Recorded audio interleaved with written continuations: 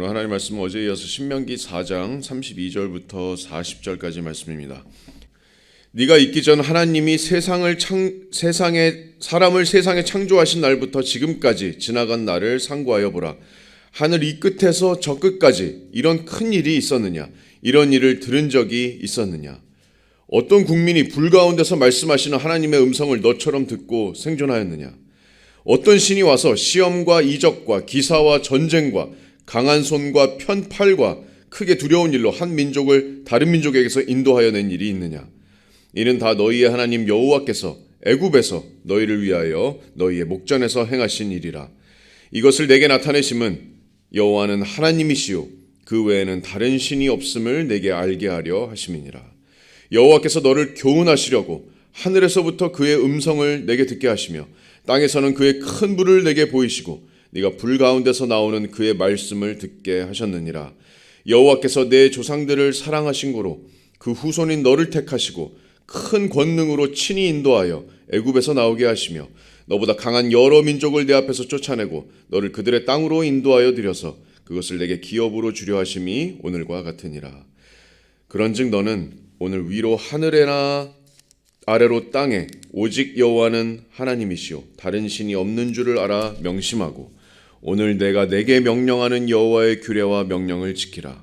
너와 내 후손이 복을 받아 내 하나님 여호와께서 내게 주시는 땅에서 한없이 오래 살리라.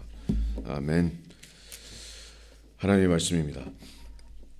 여러분, 오늘 말씀의 제목은 바로 오늘 명심할 것입니다. 오늘 명심할 것. 지금 백발의 모세는 약속의 땅인 이 가나안 입성을 앞두고 있는데요. 지금 이스라엘 그 2세대들이죠. 출애굽 2세대들한테 지금 마지막 힘을 쥐어짜듯이 말씀을 전하고 있습니다.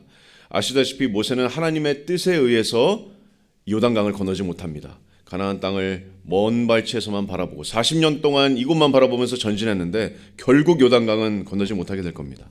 하지만 2세대들이 눈에 밟힙니다. 출애굽 2세대들이 눈에 밟힙니다. 출애굽 2세대들은 출애굽의 기적을 제대로 보지도 못했거나 경험하지 못한 세대들입니다. 그렇기 때문에 모세가 더 힘을 내서 이들한테 역사를 전하는 겁니다. 역사를 알아야 하나님을 알고 하나님을 올바로 알아야 이들에게 번영과 축복이 있기 때문에 하나님의 역사를 계속 전하는 겁니다. 히스토리를 전하는 겁니다. 히즈 스토리를 전하는 겁니다. 그래서 오늘 본문에서 이제 모세가 전하는 메시지는 바로 오늘 명심해야 될 메시지입니다. 바로 오늘 명심해야 될 메시지입니다. 39절을 보시면 그런즉 너는 오늘 위로 하늘에나 아래로 땅에 오직 여호와는 하나님이시오 다른 신이 없는 줄을 알아 명심하라 이렇게 말씀합니다.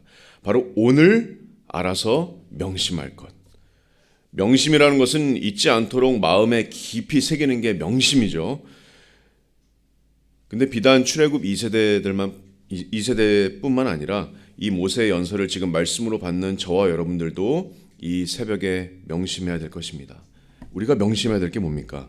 두 가지를 나누겠는데요. 첫 번째는 바로 위로 하늘에나 아래로 땅에 다른 하나님은 없다는 겁니다.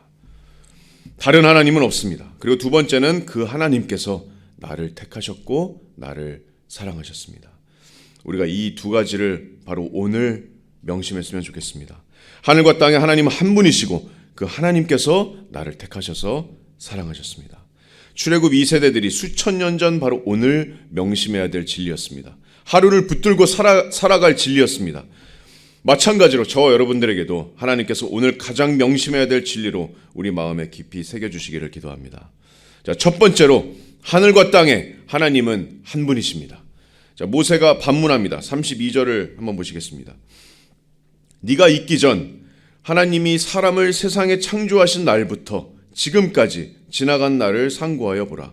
하늘 이 끝에서 저 끝까지 이런 큰 일이 있었느냐? 이런 일을 들은 적이 있었느냐? 자, 네가 땅에도 나오기 전에 창조 때까지 거슬러 올라가서 그때부터 지금까지 날들을 한번 생각해 봐라. 하늘 이 끝에서 저 끝까지 지구 샅샅이 모든 곳에서 이런 큰 일이 과연 있었느냐? 이런 일을 들어본 적이 있었느냐? 자, 여기서 모세가 얘기하는 이런 일이 과연 무슨 일일까요? 바로 출애굽 사건입니다. 물론 그동안 하나님의 놀라운 역사들이 없었다는 얘기가 아닙니다. 모세가 얘기하는 요점은 바로 이 놀라운 출애굽 구원의 역사는 다른 어떤 사건들과도 비교할 수 없는 하나님의 정말 위대하신 구원의 능력, 또 하나님의 위대한 은혜의 역사라는 강조입니다. 역사적인 증거입니다. 여러분, 출애굽은 역사적인 사건입니다. 실화입니다. 신화가 아닙니다. 하나님께서 은혜와 능력을 보여주신 놀라운 구원의 사건입니다. 언제 이런 일이 있기라도 해 이와 비슷한 일을 들어본 적이 있느냐.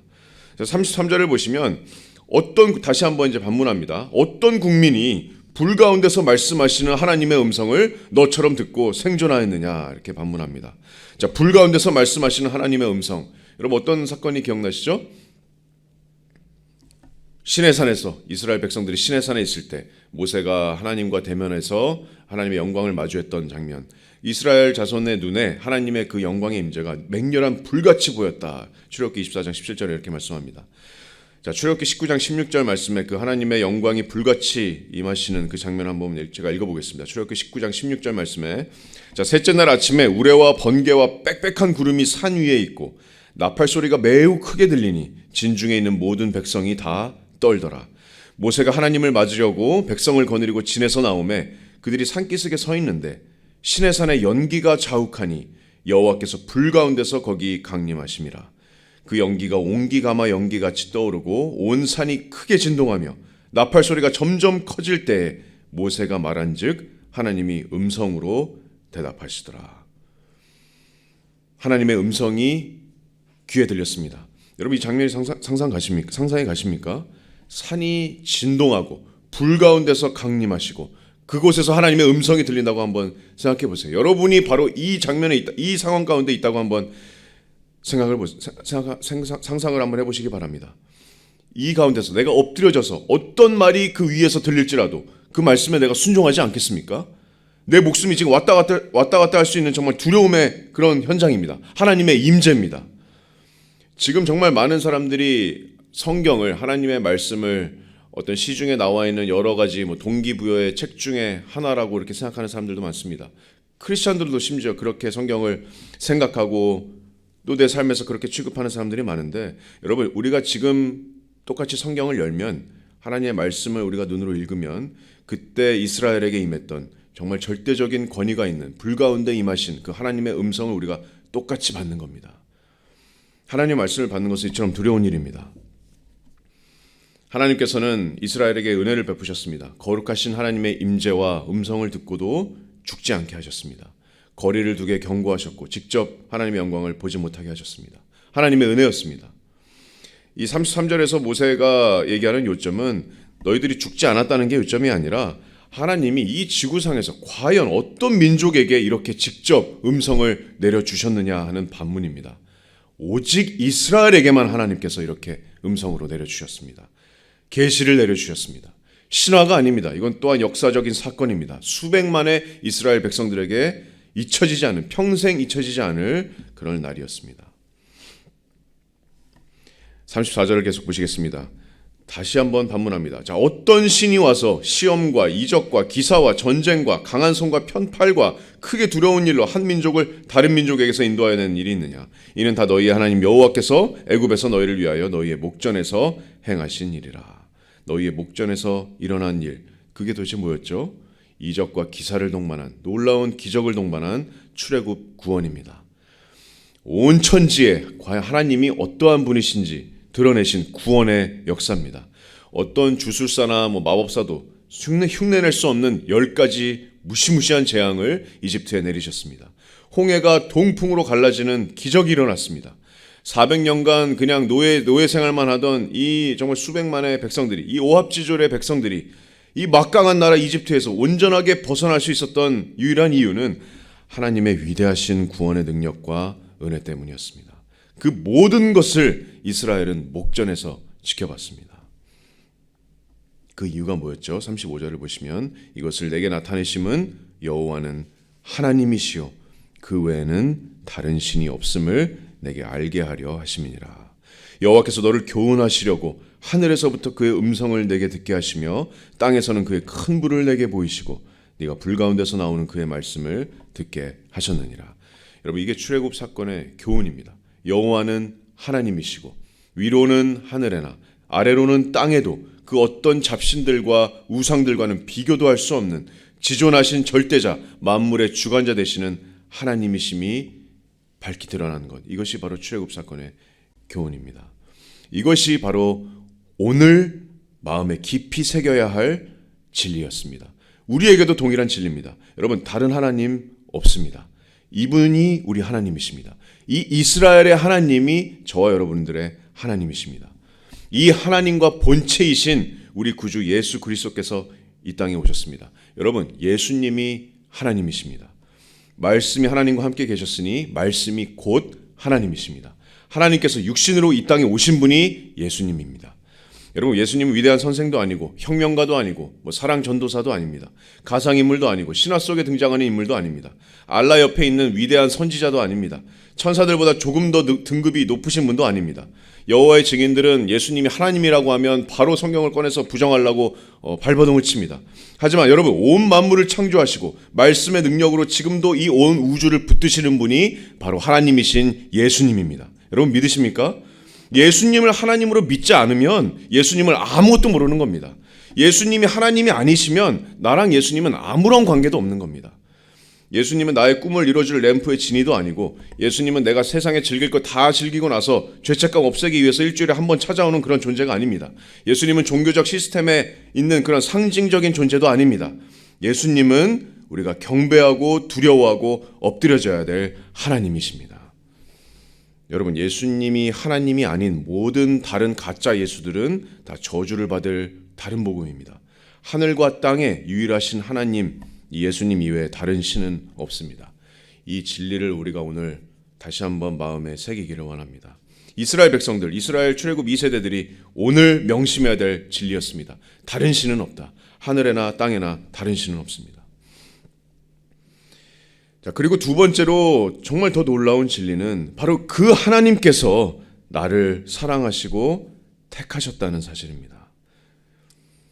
여러분, 하나님은 저기 불 가운데서 강림하셔서 나를 두렵게만 만드시는 분이 아니십니다. 하늘 위에 계셔서 나는 절대로 가까이 가실 수 없는 그런 신이 아니십니다. 하나님이 나를 사랑하시고 나를 택하셨습니다. 그리고 나에게 축복을 부어주기를 원하십니다. 얼마나 놀랍습니까? 모세가 이어갑니다. 37절을 보시면 여호와께서 내 조상들을 사랑하신 고로 그 후손인 너를 택하시고 큰 권능으로 친히 인도하여 애굽에서 나오게 하시며 너보다 강대한 여러 민족을 내 앞에서 쫓아내고 너를 그들의 땅으로 인도하여 들여서 그것을 내게 기업으로 주려 하심이 오늘과 같으니라. 네 조상들을 사랑하신 고로 후손인 너를 택하셨다. 사랑하셨다, 그리고 택하셨다, 여러분 같은 동의어라고 생각해도 좋은 단어입니다.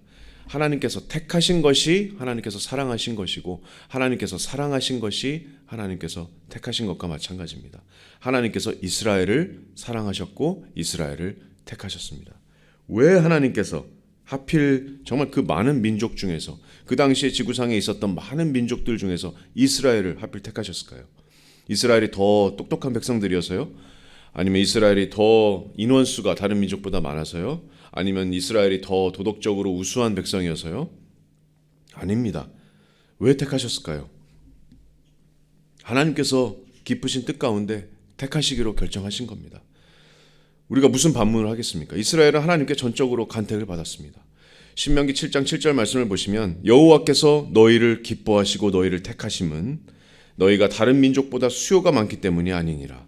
너희는 오히려 모든 민족 중에 가장 적으니라. 자, 신명기 10장 14절 말씀입니다. 하늘과 모든 하늘의 하늘과 땅과 그 위의 만물은 본래 내 하나님 여호와께 속한 것이로되 여호와께서 오직 내 조상들을 기뻐하시고 그들을 사랑하사 그들의 후손인 너희를 만민 중에서 택하셨음이 오늘과 같으니라. 사랑하셨다, 택하셨다. 여기도 같이 나옵니다. 여러분, 이스라엘이 하나님을 먼저 사랑한 게 아닙니다. 하나님께서 먼저 이스라엘을 사랑하시고 택하셨습니다. 그들의 조상들을 사랑하셨고 그래서 그 후손들을 동일하게 사랑하시고 택하여 주셨습니다. 그리고 37절 말씀에 큰 권능으로, 그래서 사랑하고 택하셔서 큰 권능으로 친히 인도하여 애굽에서 나오게 하셨다. 구원시켜 주셨다는 말입니다. 사랑하는 성도 여러분, 저 여러분들에게도 마찬가지입니다. 여러분, 출애굽 사건은 정말 온 천지가 놀랄 만한 하나님의 위대한 구원의 역사였습니다. 구원의 은혜였습니다. 하나님의 영광이었습니다. 하지만 그 놀라웠던 출애굽 사건도 앞으로 올 정말 가장 위대한 구원의 그림자에 불과했습니다. 여러분, 온 열방에게 전해야 될 이 위대한 구원, 이 위대하고 영광스러운 구원, 가장 위대한 구원, 어떤 구원입니까, 여러분? 바로 우리를 죄와 사망에서 구원하신 우리 주 예수 그리스도의 구원입니다. 왜 이게 가장 위대한 구원입니까? 왜 출애굽 사건과는 비교할 수도 없는 가장 위대한 구원입니까? 왜냐하면 십자가 위에서 아담 이후에 있는 모든 예수님을 믿는 백성들의 죄값이 그 십자가 위에서 다 치러졌기 때문입니다. 무한하신 하나님이신 예수님께서 정말 무한하게 보이는 정말 수없이도 많은 그 많은 죄들의 그 죄값을, 그 죄들의 그 심판을 전부 다 담당하셨습니다. 예수님께서 위대하신 무한하신 하나님이시기 때문에. 그리고 그 위대한 권능은 예수님의 부활의 권능으로 나타났습니다. 구원의 놀라운 권능이 나타났습니다. 예수님 당시에 정말 수천 개의 십자가들이 처형됐습니다. 십자가 처형이 집행이 됐습니다. 정말 많은 강도들, 살인자들 전부 다 십자가 처형이 됐습니다. 하지만 예수님의 십자가는 그 몇천 개 중에 그냥 하나 존재했던 그 십자가가 아니었습니다. 예수님의 십자가가 다른 수천 개의 십자가와 구별되는 이유는 바로 예수님의 십자가만이 부활의 십자가였기 때문입니다. 나를 사랑하시고 택하셨던 그 주님의 위대한 구원의 능력이 나타났던 것이 바로 2000년 전의 그 십자가와 또 3일 후에 부활하신 예수님의 그 위대한 구원의 능력입니다. 그럼 제가 여러분 마지막으로 질문 드리겠습니다. 인생에서 정말 가장 중요한 질문입니다. 여러분 구원 받으셨습니까? 교회 다니십니까가 아닙니다. 성경 공부하십니까? 아닙니다. 침례 받으셨어요도 아닙니다. 여러분 정말 영원한 심판에서 구원 받으셨습니까? 예수님께서 말씀하셨습니다. 마가복음 1장 15절 말씀에 회개하고 복음을 믿어라. 하나님의 나라가 가까이 왔느니라. 여러분 구원받지 않으셨다면 정말 회개와 믿음의 결단이 있기를 바랍니다. 아직까지 예수님이 하나님이심을 모르고 있거나 나를 사랑하시고 택하신 구원자가 바로 그 2000년 전에 예수 그리스도라는 진리를 모르고 계시다면 여러분 정말 주님께 나아가시기 바랍니다. 마음이 온유하시고 겸손하신 주님께 나아가시기 바랍니다. 그 주님께 나아갈 때 예수님께서 여러분을 영원한 안식으로 인도해 주실 겁니다. 예수님이 우리의 위대한 구원자이시기 때문입니다. 오늘 본문 말씀을 통해서 우리가 오늘 명심해야 될 두 가지 진리에 대해서 살펴봤습니다. 첫 번째는 다른 하나님은 없다입니다. 다른 하나님은 없습니다. 출애굽의 구원의 역사를 통해서 영광을 나타내신 이 하나님이 바로 우리의 하나님이십니다. 참 유일하신 하나님이십니다.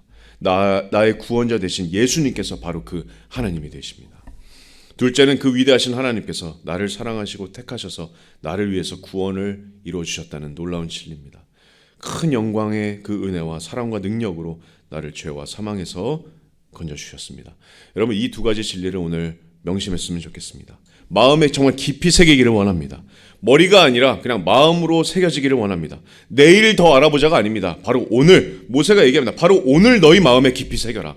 오늘 우리가 마음에 새길 진리입니다. 명령합니다. 오늘 너희가 알아서 명심해라.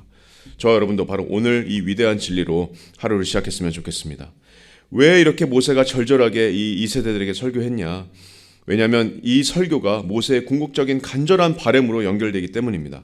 자, 40절 오늘 보면 마지막 40절 말씀에 또 얘기합니다. 모세가 오늘 내가 내게 명령하는 여호와의 규례와 명령을 지키라. 너와 내 후손이 복을 받아 내 하나님 여호와께서 내게 주시는 땅에서 한없이 오래 살리라.